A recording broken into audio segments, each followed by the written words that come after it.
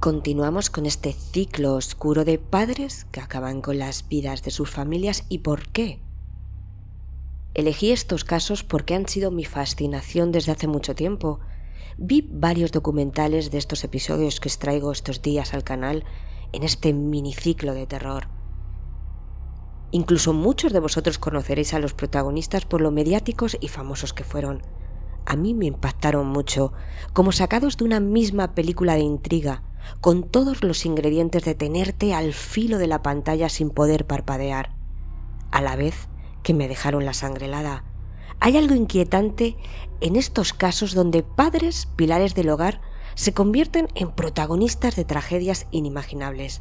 Estas historias, tan reales como desgarradoras, con giros inesperados, me dejaron sin aliento. Durante años, estos casos con tanto misterio son un rompecabezas psicológico, donde los argumentos de destruir a toda tu familia, ya sea por amor, traición, presión, miedo al fracaso, desesperación.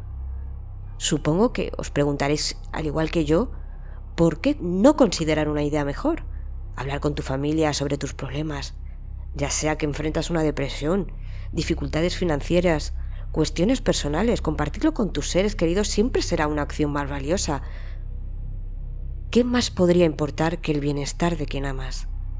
¿Por qué entonces pensar en la salida más terrible, en terminar con sus vidas? ¿Es el miedo a ser visto como un fracaso lo que te detiene? Tal vez parece más fácil borrar un episodio doloroso de la peor manera posible, pero en realidad enfrentar la situación junto a quienes te apoyan es el verdadero acto de valentía. Comencemos con el episodio. Soy Silvia Black, y esto es La cara del mal.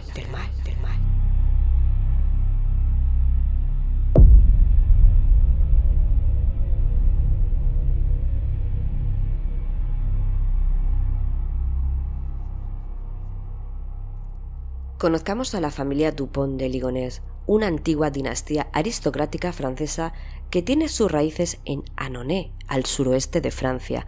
Durante generaciones, la familia disfrutó de privilegios y prestigio, aunque con el paso del tiempo su fortuna se fue desvaneciendo, dejando tras de sí solo títulos y un legado de historias complejas. Xavier Pierre-Marie Dupont es el protagonista de nuestra historia. Nació el 9 de enero de 1961 en la majestuosa ciudad de Versalles. Era hijo de Bernard Huber y Geneviève Jacques, único varón en una familia de nobleza que luchaba por mantenerse a flote en un mundo cada vez más moderno. De su padre heredó el título de conde, una marca de una época más próspera. Sin embargo, su infancia fue cualquier cosa menos idílica. Cuando el padre de Xavier abandonó a su esposa y a sus hijos para irse con un amante, Xavier asumió, aunque joven, el papel de jefe de familia. Se convirtió en el pilar de su madre, Geneviève, y de sus hermanas. Años después, tras la muerte de su padre, que murió en la pobreza, enfermo y solo, esto dejó una cicatriz emocional profunda en Xavier, marcando su visión de la vida y su sentido del deber. En su vida adulta, Xavier exploró múltiples caminos profesionales, fundando varias empresas con resultados mediocres. Sus proyectos solían enfocarse en nichos específicos, como vendedores ambulantes o servicios para restaurantes, pero ninguno logró gran éxito. En el ámbito personal, Xavier encontró estabilidad en Agnes, con quien se casó. Nacida el 9 de noviembre de 1962, ella tenía un hijo de una relación anterior, Arthur Nicolas. Sin embargo, al casarse con Xavier, este lo adoptó como propio, consolidando la familia. Agnes era una mujer profundamente devota, asistente en la escuela católica Blanche de Castille en Nantes y maestra de catecismo. Aquellos que la conocían la describieron como una mujer amable pero estricta, dedicada a sus hijos y a su fe. La pareja tuvo otros 3 hijos. Tomás, nacido el 28 de agosto de 1992, era un apasionado de la música y estudiaba en la Universidad Católica. Anne nació el 2 de agosto de 1994.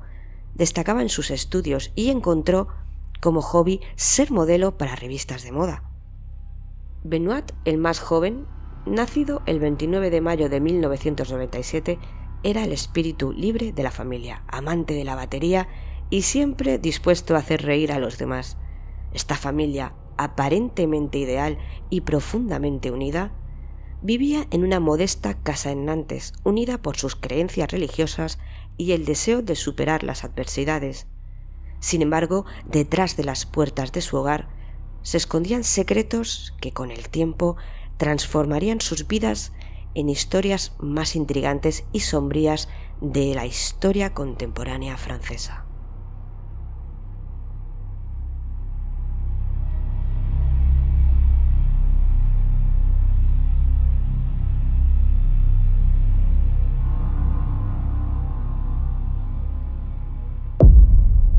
La noche en que todo cambió fue el 3 de abril de 2011.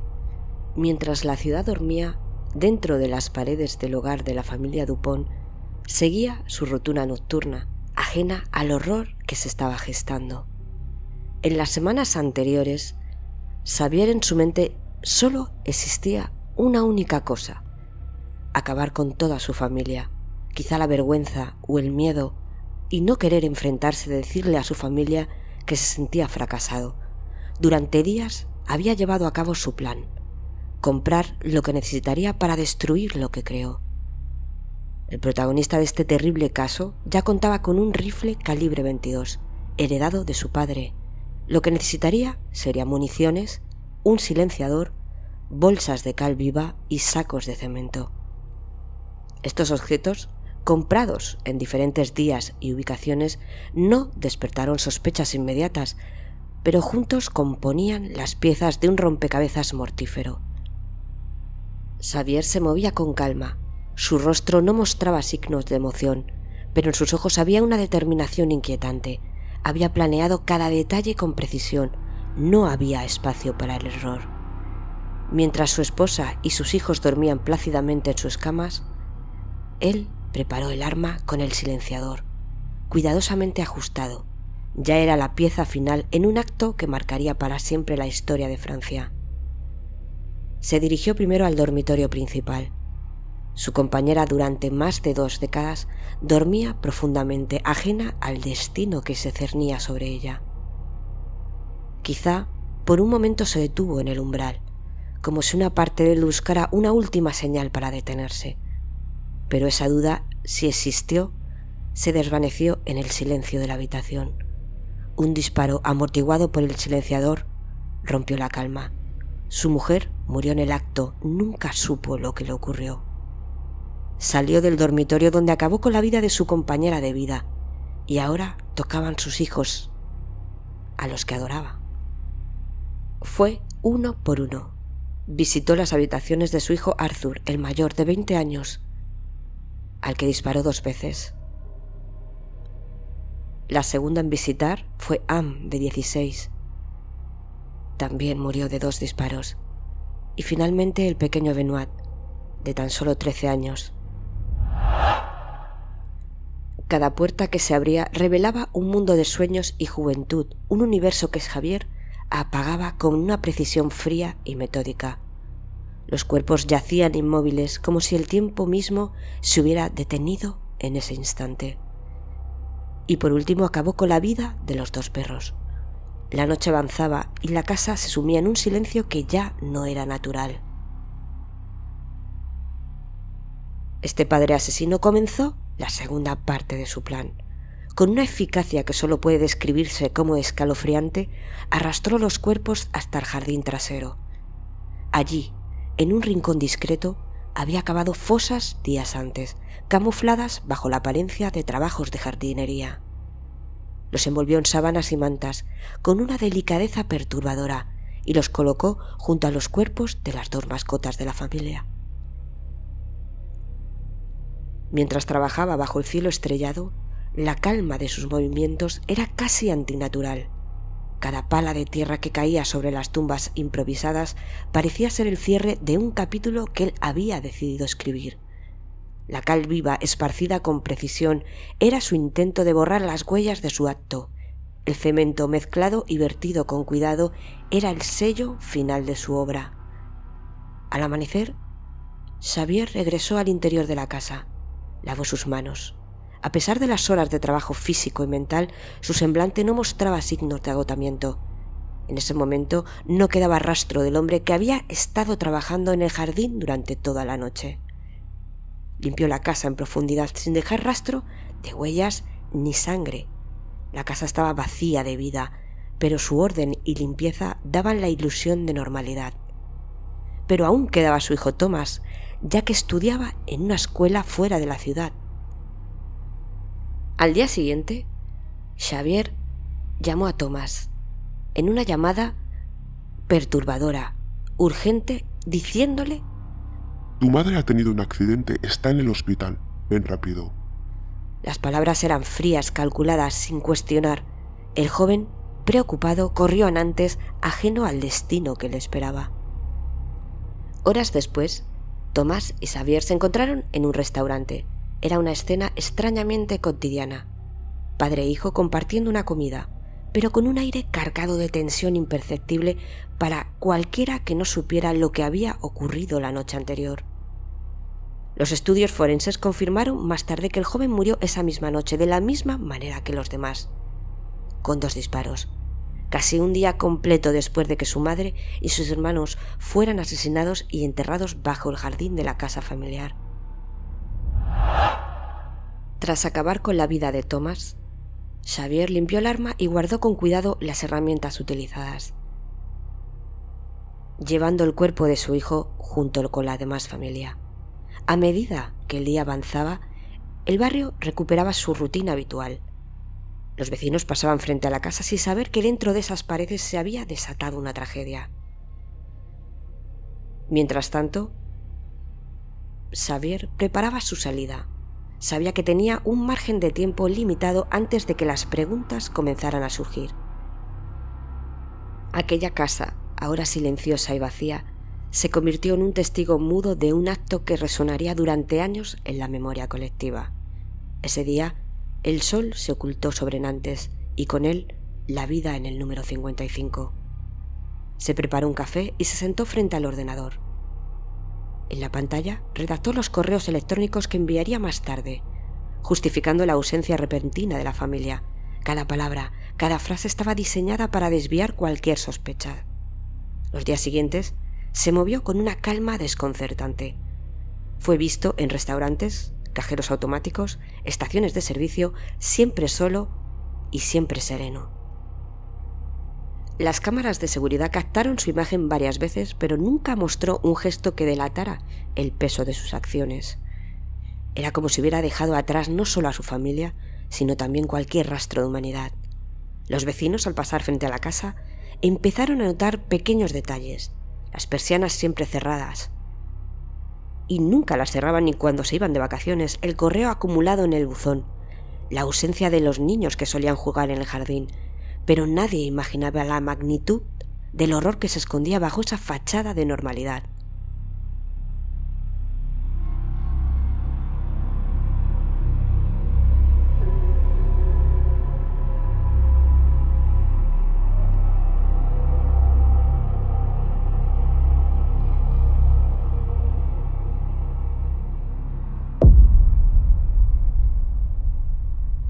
Aquella casa, situada en la calle Robert Schumann, número 55, empezó a levantar sospechas de algunos vecinos que llamaron a la policía, porque les parecía muy raro no ver a la familia en tantos días.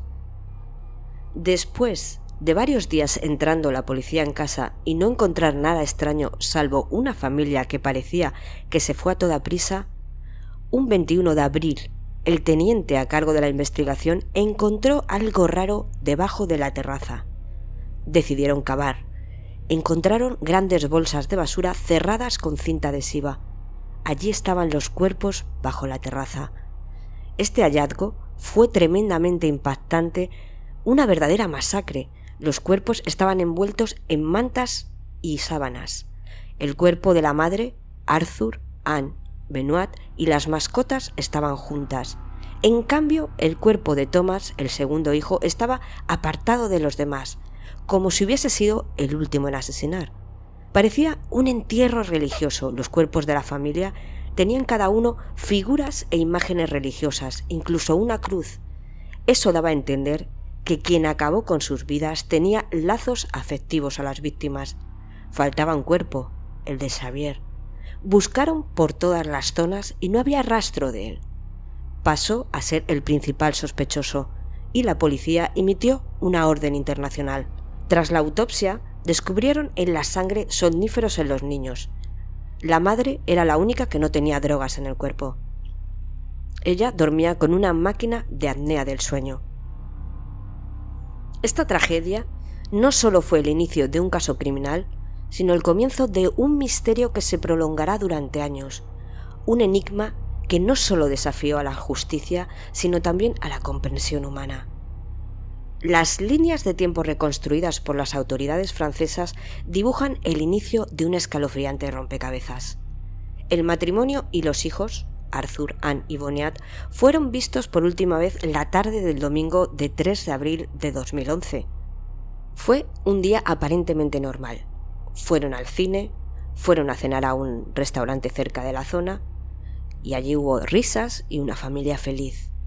Sin embargo, esa misma noche, la máscara del padre amoroso cayó en pedazos.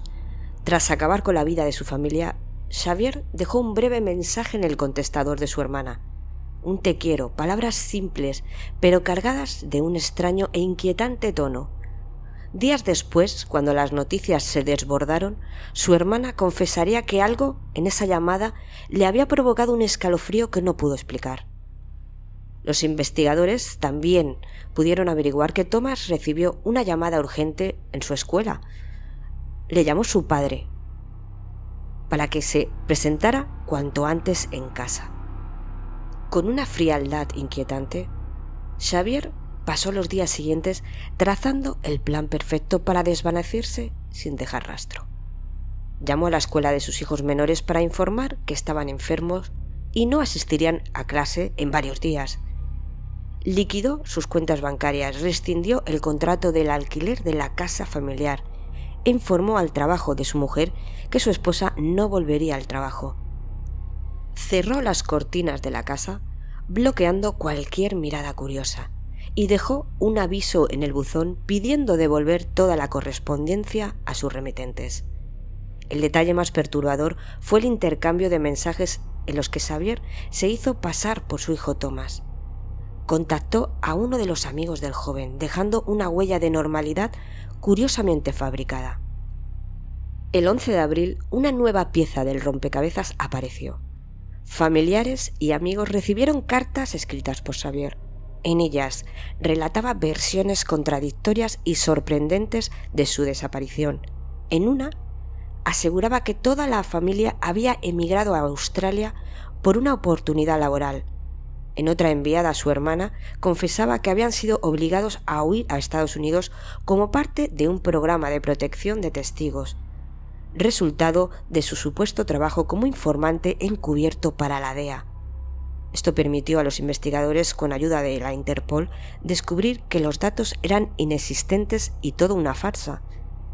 La precisión de sus actos, la construcción de mentiras y la frialdad con la que ejecutó cada paso crearon un misterio tan cautivador como aterrador. Las personas que recibieron esta carta sabían que quien escribió era Xavier por su forma de expresarse, sin duda, pero aquellas palabras, esa historia, no le cuadraba a nadie, dejándoles en una gran incertidumbre.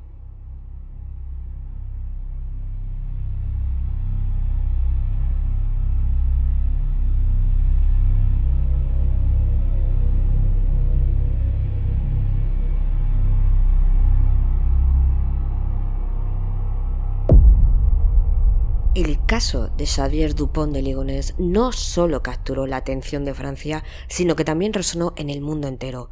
Desde el momento en que se descubrieron los cuerpos en la casa y desapareció sin dejar rastro, los medios de comunicación encontraron en esta historia un relato cautivador que mezclaba misterio, tragedia y el enigma de una mente compleja. Los titulares de los periódicos no tardaron en acuñar frases como el misterio del aristócrata fugitivo o el caso sin resolución de Nantes. Las cadenas de televisión dedicaron horas a analizar cada detalle, desde las pistas dejadas por Xavier hasta los testimonios de quienes lo conocían. Documentales y programas especiales intentaron reconstruir los hechos, ofreciendo narrativas que oscilaban entre el horror y la fascinación. El impacto mediático fue tal que el caso trascendió las fronteras de Francia. Publicaciones internacionales, desde el New York Times hasta The Guardian, cubrieron la historia con interés. Este conde se convirtió en un nombre reconocido, un caso comparado con otros enigmas sin resolver de la historia criminal. Esta atención global no solo amplifica el misterio, sino que también pone de manifiesto la universalidad del interés humano por lo desconocido. Las redes sociales también jugaron un papel crucial en mantener viva la conversación sobre Xavier. Foros dedicados exclusivamente al caso surgieron, donde usuarios de todo el mundo compartían teorías, analizaban pistas y debatían sobre el posible paradero del fugitivo. Estas comunidades no solo mantuvieron el caso en el ojo público, sino que también resaltaron el acceso a la información. Mientras tanto, la familia y amigos de las víctimas lidiaban con un duelo complicado por la falta de cierre. Aunque los medios y el público se centraban en la figura de Xavier, quienes conocían a las víctimas intentaban mantener viva su memoria, recordando que tras el misterio había vidas truncadas y un dolor que nunca desaparecería. A medida que los años pasaban, este caso seguía ocupando un lugar central en la narrativa mediática de Francia y del mundo. Los programas de televisión continuaban desmenuzando los hechos, entrevistando a expertos y presentando dramatizaciones de lo ocurrido. Esta constante cobertura no solo mantenía vivo el interés público, sino también perpetuaba la fascinación por un caso que parecía desafiar toda lógica.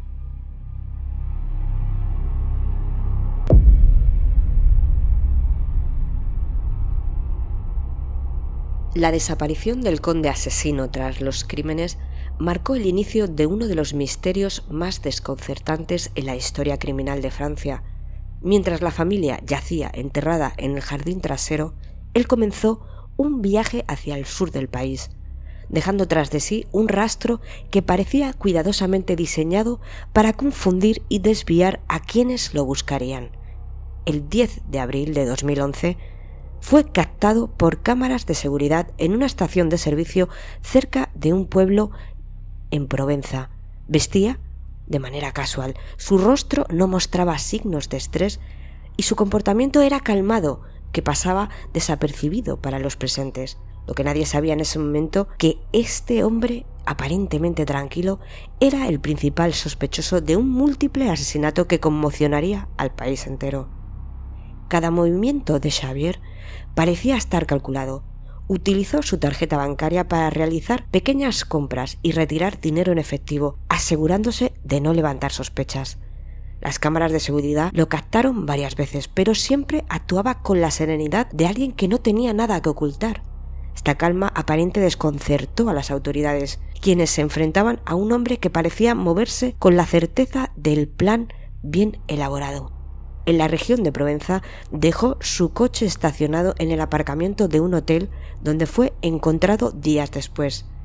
El coche, un Citroën C5, estaba vacío, sin señales de lucha ni pertenencias que pudieran proporcionar pistas para su paradero. Se le vio por última vez cargando una maleta y adentrándose en el bosque, y quien desde entonces se convirtió en un fantasma. El rastro que dejó Xavier no solo desconcertó a la policía, sino que también generó una serie de teorías y especulaciones. Algunos sugirieron que había utilizado su conocimiento de idiomas y su experiencia en viajes internacionales para escapar a otro país. Otros creían que se había escondido en las zonas rurales del sur de Francia, viviendo de manera discreta y evitando cualquier contacto con el mundo exterior.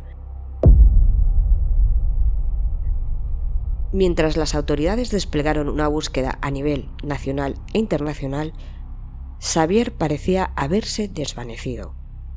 Su capacidad para desaparecer sin dejar un rastro claro planteó preguntas inquietantes sobre su planificación y sus recursos. ¿Había contado con la ayuda de alguien? ¿Había preparado un escondite con antelación? Estas preguntas, hasta hoy, siguen sin respuesta. El caso de Xavier Dupont no solo fascinó al público, sino que también reveló las dificultades de rastrear a alguien que parece haberlo planeado todo con precisión. Sus movimientos en los días posteriores a los crímenes mostraron a un hombre que, a pesar de la gravedad de sus actos, parecía mantener un control absoluto sobre su destino. Esta huida, más que un simple escape, se convirtió en un juego de sombras que desafiaba la justicia y capturaba la imaginación de todos quienes seguían el caso. A medida que los días se transformaban en semanas, el caso de Xavier Dupont ocupó los titulares de toda Francia.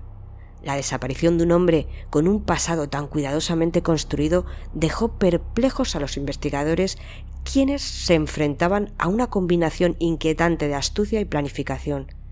La última imagen de Xavier, captada por cámaras de seguridad en una estación de servicio, mostraba a un hombre tranquilo, casi indiferente, como si la gravedad de sus acciones no lo alcanzara.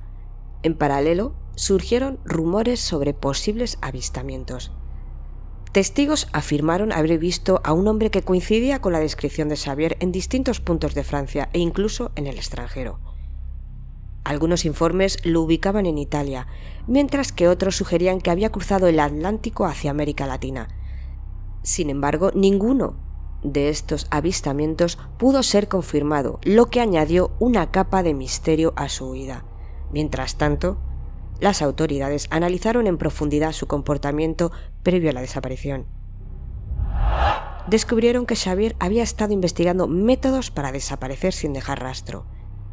En su historial de búsqueda de Internet encontraron términos como cómo vivir fuera del sistema y formas de no ser detectado por la policía. Estos hallazgos reforzaron la idea de que su desaparición no fue un acto impulsivo, sino el resultado de una planificación meticulosa.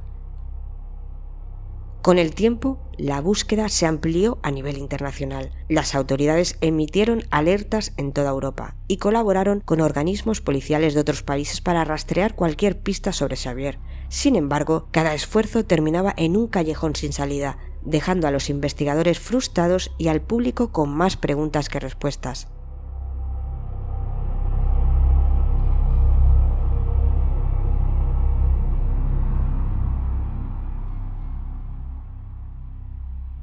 En una entrevista a uno de sus mejores amigos, este asegura que sigue vivo y por sus conocimientos de varios idiomas podría estar en América Latina o Argentina.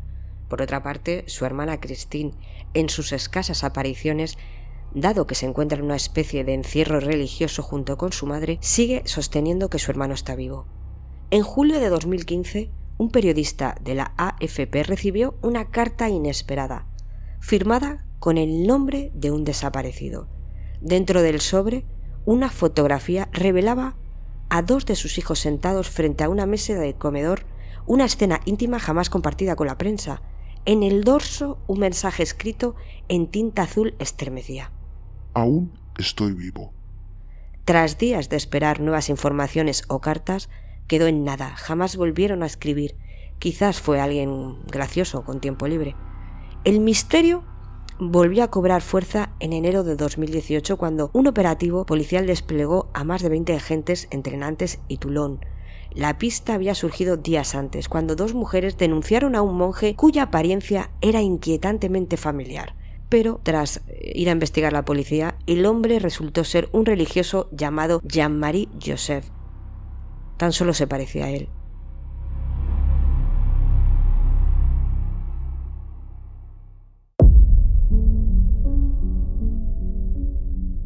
En octubre de 2019, una nueva sospecha revolucionó a todos en Francia. Se especuló que por fin la policía había encontrado al conde en Glasgow, Escocia. Sin embargo, se trató de una falsa alarma.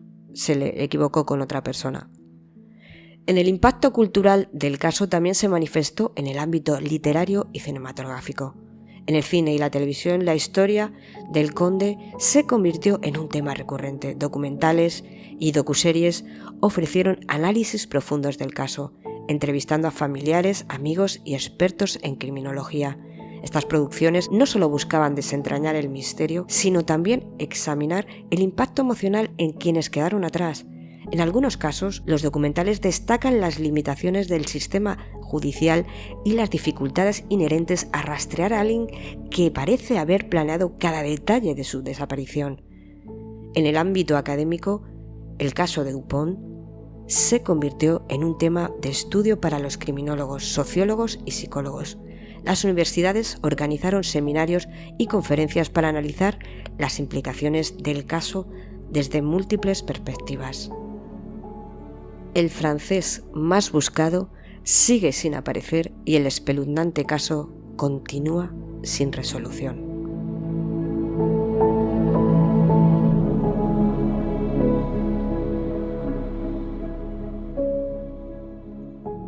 Y aquí, queridos amigos, llega el momento de despedirnos. Como siempre, gracias por estar ahí. Si disfrutaste del episodio, no olvides darle al me gusta, dejar un comentario. Si te apasiona La Cara del Mal, también tienes la opción de apoyarme para seguir creando contenido. Os invito a visitar mi página web lacaradelmal.com, donde también puedes encontrar todos los episodios completos, fotos de los casos, información ampliada, vídeos y mucho más. Gracias por acompañarme en esta aventura. Nos encontramos en el próximo episodio de La Cara del Mal.